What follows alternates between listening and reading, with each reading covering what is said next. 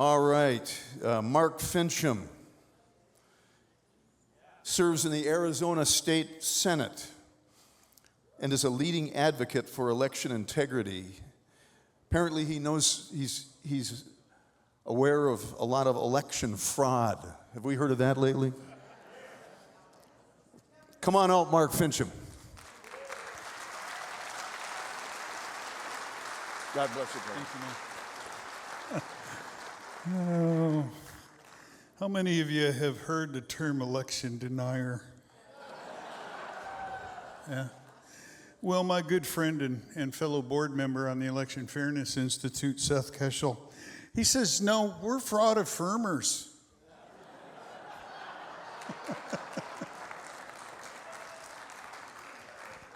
And we got the receipts.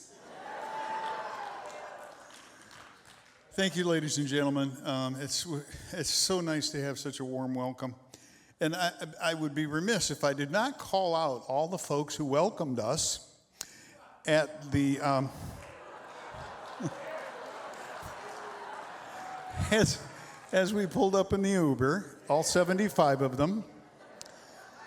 And I don't think they understood that this organization exists to protect their right to do what they were doing.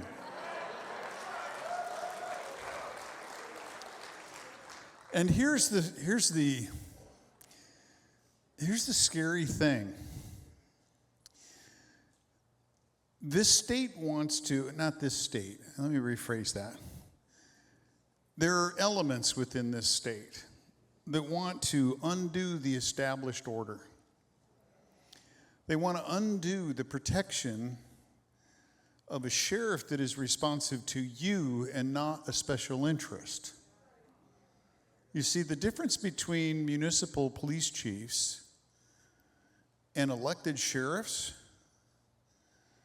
typically in a county, Yavapai County, where I have the best sheriff on the planet, with all due respect to other sheriffs, my sheriff represents the interests of 275,000 people. And I can tell you right now, if I were to call David Rhodes on my cell phone, he would answer the phone. Tell me a chief of police that would do that. I don't know of one.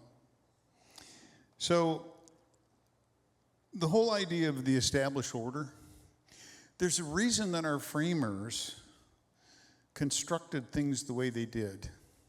And anytime you have folks that want to change things, I would urge you, ask the question. In fact, my mom taught me the most controversial word in the English language. I'm sorry, what'd you say? Why? Because it holds people accountable in less than a breath. So this evening, you've heard stories, quite frankly, about electronic warfare. We are fighting a Marxist insurgency. And I'm sure that General Flynn is probably going to at least allude to that. I don't want to put words in his mouth. But I have heard the man speak so many times that I kind of know where his mind is at. Warfare is the failure of diplomacy. And right now, you're in the warfare lead up, okay?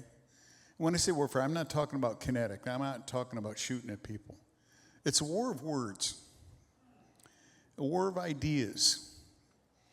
And I don't believe that Washington State is gone. At least I've traveled to the eastern part of the state where they want to be part of Idaho. By the way, I thought one of the funniest memes, ladies, close your eyes for a second. One of the funniest memes was the map that looked like that with Idaho and Washington State. Yeah. And you know what scared the people in your state capital? They had the votes to do it.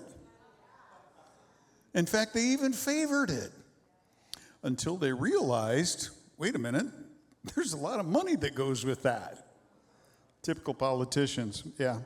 So speaking of politicians, don't ever trust a politician with a microphone. So I actually have a timer that I have to live by because Sheriff Mack is going to kick me off the stage here in a minute.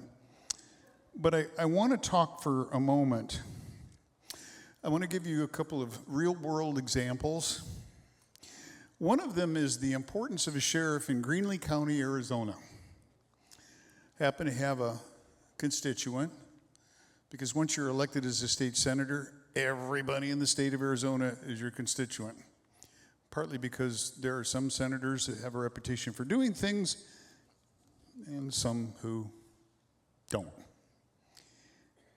When the U.S. Forest Service decided that they wanted to interfere with a grazing permit, a certain rancher called me and he said, hey, they're going to take my cows and they want to arrest me and they want to put a chain across my RS 2477 right of way, which, by the way, in Arizona, you're going to get arrested for that. It's blockage of a road that has existed since before 1975 by the Forest Service. Well, it just so happens that he called his sheriff, and his sheriff notified the Forest Service, if you persist in this, I will not only arrest you, but I will seize your truck. And you do know the penalty for cattle rustling, right? And he was serious. Amazingly, the Forest Service has not bothered this man for 6 months now.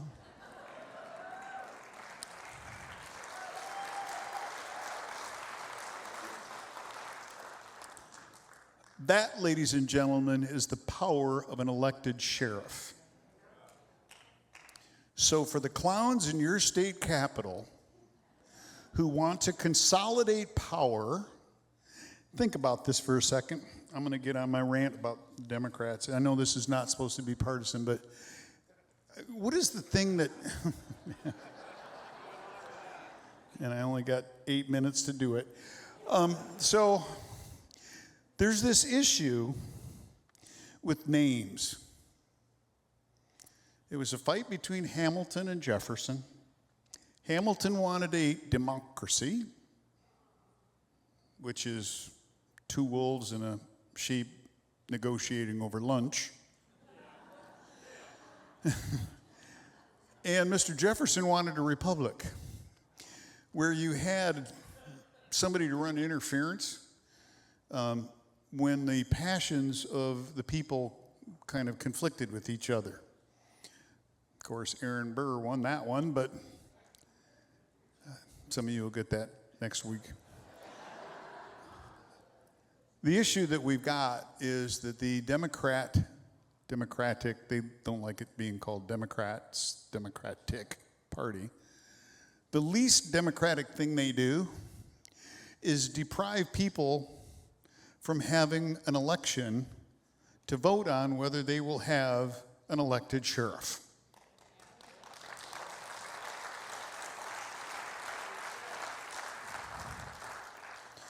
Now, for their part, the Republicans are always accused of voter suppression. Do you get the irony there? Okay. So there's a gentleman that I would like to introduce to you. I am proud to say he is a colleague. He is our chief researcher for the Election Fairness Institute. So I wear two hats. One is state senator, and the other is the executive director of a 501c3 called the Election Fairness Institute. How many of you saw the tweet that the president put out? I want the Department of Justice to prosecute the people behind Act Blue for money laundering. Show of hands. Okay. Well, I don't think it's too much of a stretch for me to tell you that came out of our work product.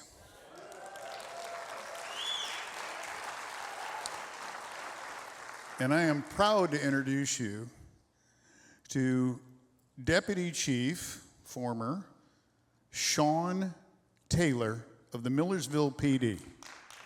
Mr. Taylor?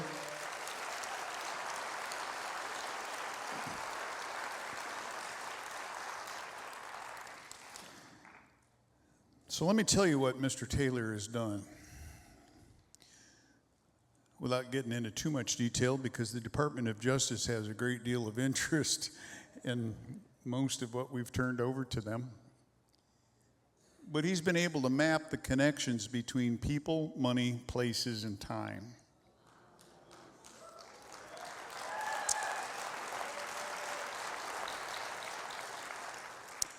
That, in the law enforcement world, is what we call a fact pattern. How many lawyers in the room? Okay. Well, I'm not going to say what's 1,000 lawyers at the bottom of the sea. You probably heard that already. A good start. Okay.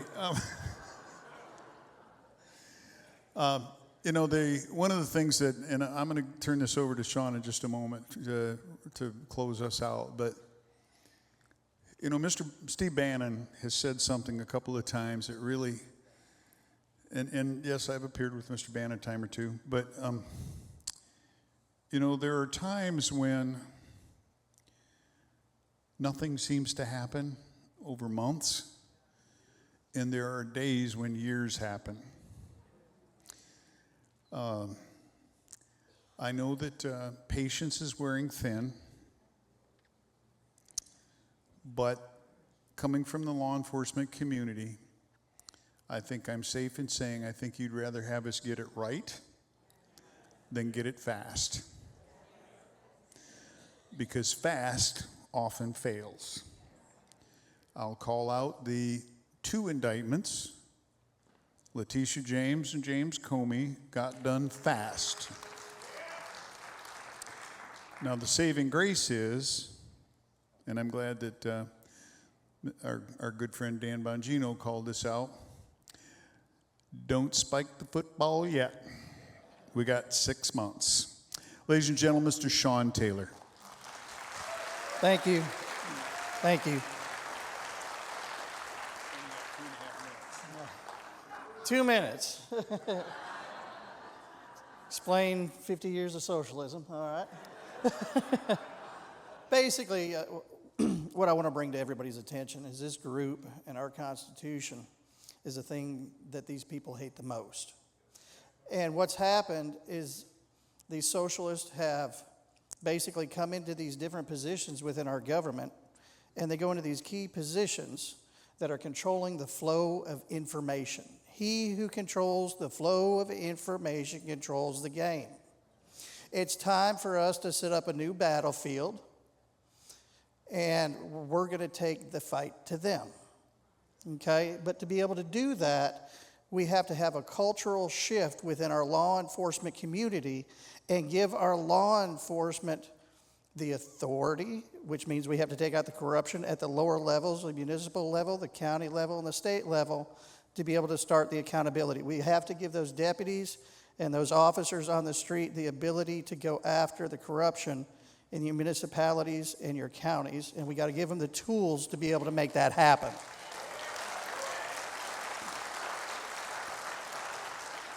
Because I can promise you one thing, as soon as they start doing that, your municipalities and your counties, your state government's going to come in, and they're going to try to take over the investigation. But you know what? They can't do that with a constitutional sheriff because it's constitutionally elected office.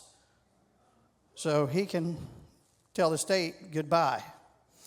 We can't expect the federal government and the DOJ to do the heavy lifting here. We have to help ourselves. We have to police ourselves and bring the accountability, and then we get the assistance from the guys at the DOJ if we need it. That's what we need, is we need a cultural shift, and this is where it starts, right here with the constitutional sheriffs.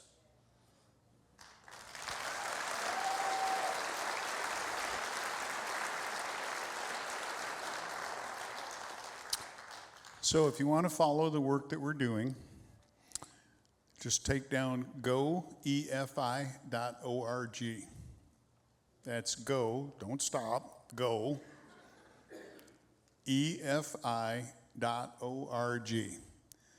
We quite regularly will put information out there so that folks can follow us. We're a 501c3.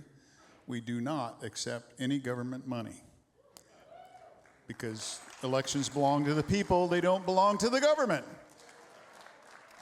Thank you very much.